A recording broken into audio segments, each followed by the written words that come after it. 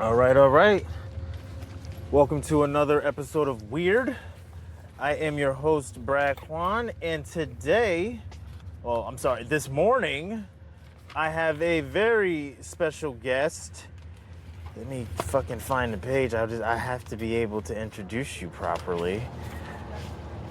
He is a manager of the Plastic Boys Rap Collective, an independent artist and creative strategist, an advocate for upstate New York's underground rap scene, a molder of artists, a man who helps them develop their footprint and expand their reach, and a silent intellectual, a man of many gems, somebody that, bro, like the first time I met you, bro, like, you was cool as hell. You know what I'm saying? I'm like, yeah, I just knew, I knew that I did. I'm like, this is somebody that I can definitely be cool with. And, bro, like, you know, not for nothing, I mean, like, I don't make friends easily. You know what I'm saying? I consider you a friend. You're somebody that I can dead-ass vibe with, bro, and it's beautiful to be able to sit here with you. And interviewing your girl earlier was fucking phenomenal. You know what I'm saying? And just really admiring the bond that y'all have. You know what I mean? The loyalty. That shit runs so deep. And, dude, just really being able to sit here and pick your brain is a beautiful fucking opportunity. It's my nigga Plug Wavve Music, Jon Montalvo. How the fuck you doing, man? I'm good, man. You know what I'm saying, Shout bro? out to my guy. Yeah, BradQuan Copeland, bro. You know what I mean? the best interviewer in the game, literally. You know what I'm saying? Let me tell you something, bro. I just wanna get the truth, man. Of course. You know what I mean? I want to peel deeply into people and want to explore the art, but I'm really more interested in understanding from where the art stems. You know what I'm saying? All right. Let me ask you this, brother. When you think back to your childhood, what experience shaped the person you are more than any other? Probably my family's music selection. Okay. You know, and I say that off of because you know I could pick a whole lot of experiences, but the most thing I'm into is music. So I guess like my parents and not even like cousins and stuff and uncles with good music taste, you know, and being different tastes. It's not just rock or not just Spanish music, not just rap, a little bit of everything. Okay. So I would say that. Okay, so you grew up around Spanish music and shit like that? Yeah, and also different. Like my uncle, he plays everything. He likes rock and roll. He likes jazz. He likes literally country music, everything. What got you into rap? Like who? 50 Cent. Yo, Rogue the Renegade said the same thing earlier. How old are you? Crazy. I'm 32. Yeah, same. Yeah, okay, so 2003, I was 10. We were 10 in 2003. Mm-hmm. That was when Get Rich or Die Trying came out. Bro, just the wave, the energy that flooded the airwaves when 50 Cent dropped that album. But just, it was like everything leading up to it, like when he was on the 8 Mile soundtrack. Yeah. And just like the fucking, the rollout. Yeah, just the build to 50 Cent. Oh my God, bro. That shit felt mythic. It did. You know what I'm saying? I mean, I don't even know if that, I mean, does that happen? Who else can you say has had a run like that? Like such, I mean, I guess Lil Wayne. I was about to say Lil Wayne. Wheezy definitely. But those are rare. Yeah, those are rare occurrences. It's not just every, you know. But the thing about Lil Wayne is special rappers. Lil Wayne was already. It's different because Lil Wayne was already in the industry. Yeah. And if anything, he was underrated. Yeah. And then he just went on this epic fucking mixtape run. Yeah.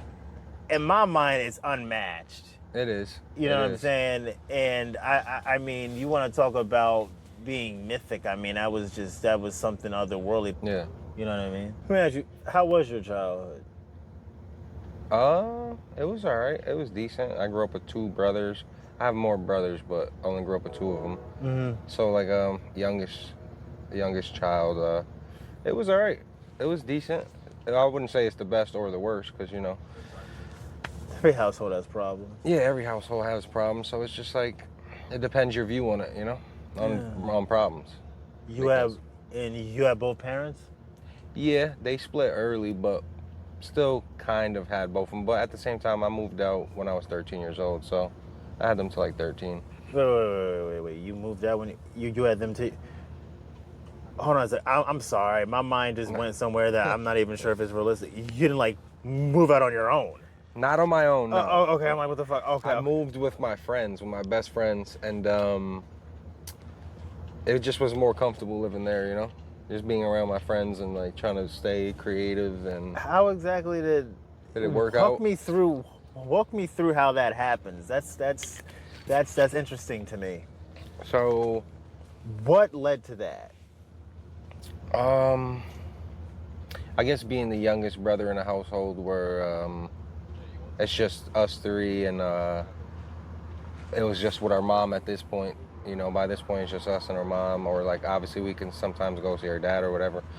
But just the freedom of being myself was just always easier at my friends, if that makes sense. Fair enough. Yeah. So I mean, like, was there like a conversation with your parents, like, this is what I want to do, or did it just happen? It kind of just happened, and then they would just always, you know, kind of be mad, like, oh, you're always hanging out with your friends, you stay at your friend's house more than you stay here. And then eventually they kind of just caught on, and then one day it was just, I guess, yeah, like no official conversation, but it was just kind of like obvious to them and me that I was just like not coming back home. And I would still talk to them and stuff, so it wasn't like I was like a runaway or nothing like that. Like, they know where I'm at, but yeah. Fair enough. And how did that alter your perception of the world around you? I mean, is it fair to say, like, that's the first step in being able to forge your own identity? Yeah. Because it's like you more come up with your own ideas and stuff. And of course, like, if you live with a different family member or a friend, the adults there, like their parents, or, you know, they'll try to give you words of wisdom, but you know, ultimately your decisions and your choices now are you instead of your parents. So it kind of forced you to do stuff earlier, I would say. Wow. You know, to grow quicker, but everything got its pros and cons. Okay, so do you feel like you had to grow up quicker? Yeah, I would say so. Into my liking of what I wanted to do, yeah. Because the good part about it is, like I said, so I'm Puerto Rican, but I grew up in like a Caucasian household. Mm. But also my friend lived upstairs, and he was African American. Mm-hmm. And so it was kind of like, and I would go between them two, so it was kind of like I get to grow up in the best of all 3. Not saying that I know that sounds crazy, best of all 3, because there's thousands of us, right? Mm-hmm. But yeah, it's just like it's like when people say you get the best of both worlds, that's why I say all 3, because it's like, you know, I get to learn from each culture, whether it be food-wise or just how life goes in their eyes, you know? Because like growing up in their households, when I'm the only kid that looks different in their households, each one of them, but it's in my eyes, it's only what I see out of. So it's not like I'm looking in the mirror and seeing the difference. You never felt like a fish out of water. No. I've always struggled with that, like being like the only black person in a room full of white people or some shit like that. Like, I'm always like I always would hyper focus on that shit. No, I get that, because there's times where if I walk into like a place of business, or maybe back when I was young and I had to go to probation or something, and I walk in and it's like a whole bunch of the higher ups that are all the same, it's like, yeah, I felt the same way, where I'm just, you know, it's hard to focus on what you're doing, you know? Mm-hmm. So. Mm. My next question for you What kind of pain has quietly influenced the way you move through life, even if it's not noticed by most? Probably losing my friend. Probably losing my best friend. What? How old were you?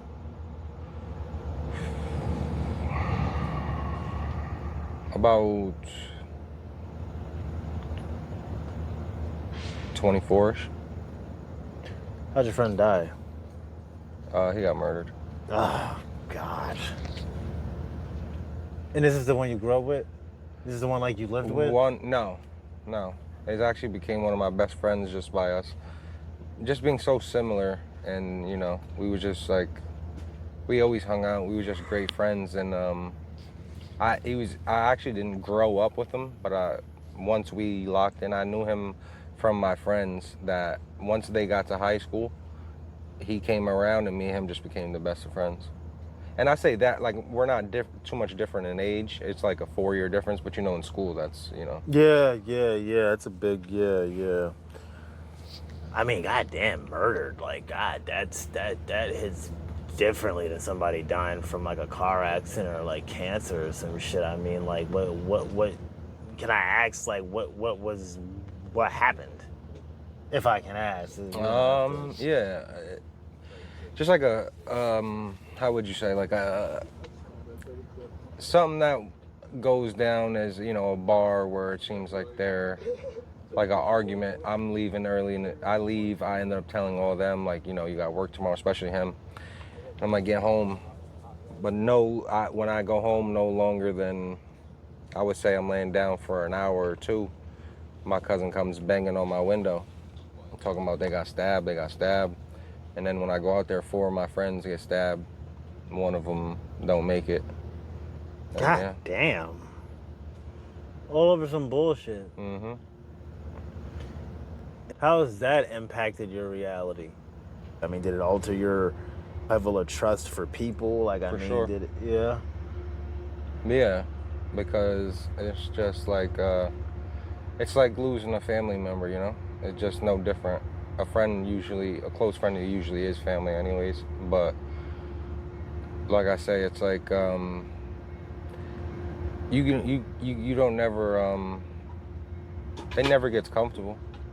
You just try to cope with it. So it's like, you know, when you think about it, it's like, it affects you in multiple ways, in good and bad ways. Just like everything in life has a negative and a positive. Things like that, there's not much positives from. But when you think about how they would want to see you, that's the positive you could try to take from things, you know? Mm-hmm. Like, it's like, I don't want to, it's like he wouldn't want me to be negative. So it's like, I try to do positive things, just, you know, thinking of bro. Trying to keep his light shined. Word, man. Rest in peace to him, man, for sure. real. Rest in peace to Guap. Can you remember a moment when your understanding of yourself fundamentally changed? Maybe when I moved out and started learning to do things myself. And I just, you know, shaped who I am today from that. So it's like, no specific experience, but just a lot of the random ones growing up, you know? Like the good and the bad. You learn what's your perception of masculinity? Like, what's your understanding of that? Like, what do you believe being a man is? I would say being the provider, like in the way of, and not just financially, stuff like as far as, you know, like when you and Suplex was touching base, like just getting things done, and then, you know, being that leader, trying to be a leader, and not the leader, but trying to be a leader for the family, whether it's if you have a girlfriend and kids, or if you're a son or a whatever, you know. Mm-hmm. It's like, being a man, everybody's gonna have their own definition of it, you know? Because people can say to this day, the most manly man, he can do something, they can be like, oh, that's not manly. Mm-hmm. Or that's not, you know, that's not masculine. But everyone has their own takes. It's like an opinion, everyone has one. So my take on it is, just taking care of your family and providing as much as you can. Making sure everybody eats. Fair enough.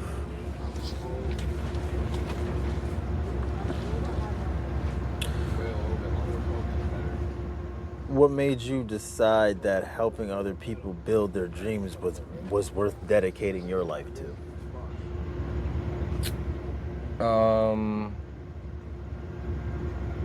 Just seeing the good in them. Like the first person I ever did it with, ironically, is Suplex, because when I first met him, he was also around the same time that I met our other friend that I was just touching with, rest in peace, Guap.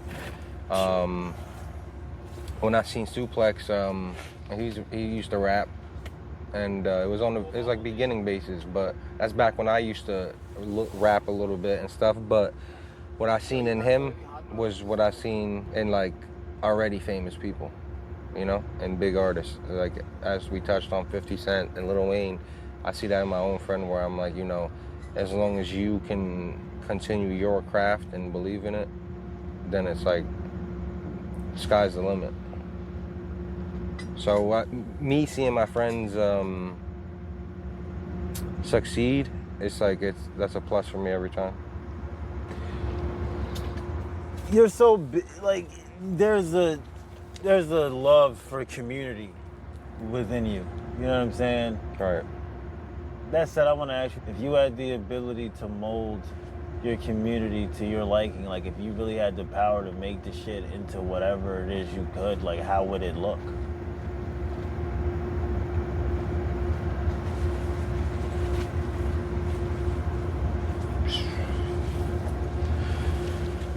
Shit, I would say it would look like the 90s minus the drugs. The bad drugs. Elaborate on that.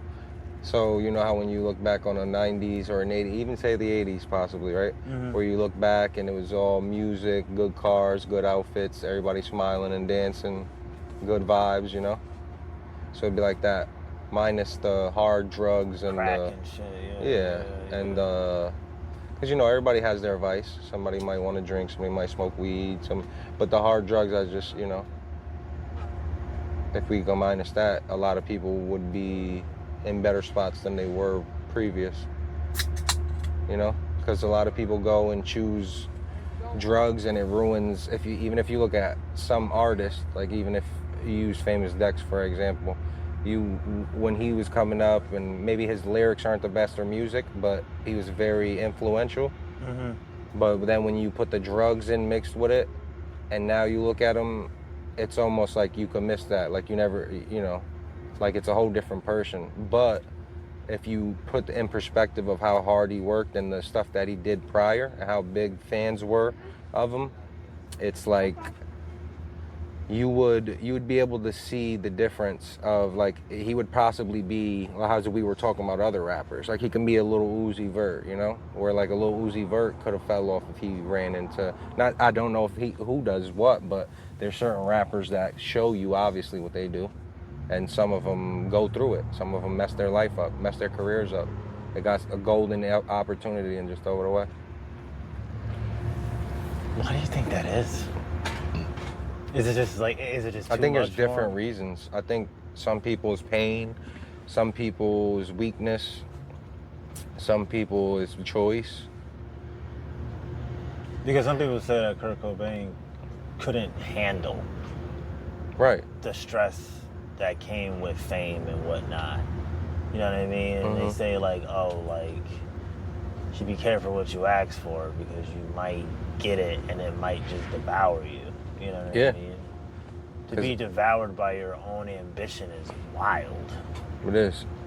Because when you think about it, that was his dream, I would imagine. Yeah. And then, it's the same thing. It's kind of like the basketball thing where like you live by the three, you die by the three. He lived by the music and died by it. Because at the end of the day, it's the same thing that possibly drove him to not want to be, anymore. So because of all the popularity and things that came with it. And some people aren't ready for that. Some people are ready to be normal. Some people want to be abnormal, and there's nothing wrong with either one. It's all a choice in life, you know. Yeah.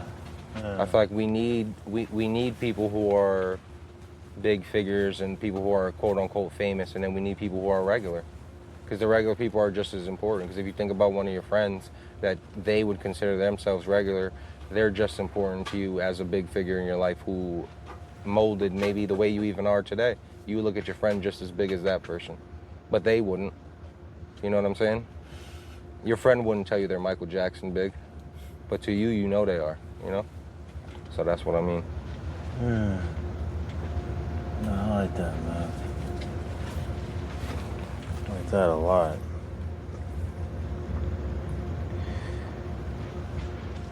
When your story is over, what do you hope people understand about the man you are?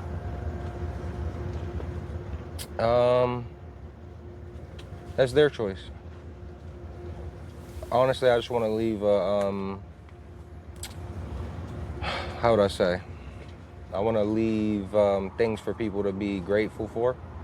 Like whether it's if I helped artists or, you know, made you feel good as a person, whatever the case may be. But I don't have a specific way I want people to view me when I'm not here. Because I don't know. When I'm not here, I don't think it would matter anymore. It only matters what you think about me while I'm here. Because once I'm gone, it doesn't matter. That's what's up, bro. For sure. I appreciate you, bro. Appreciate you. My guy, man. And that's a wrap.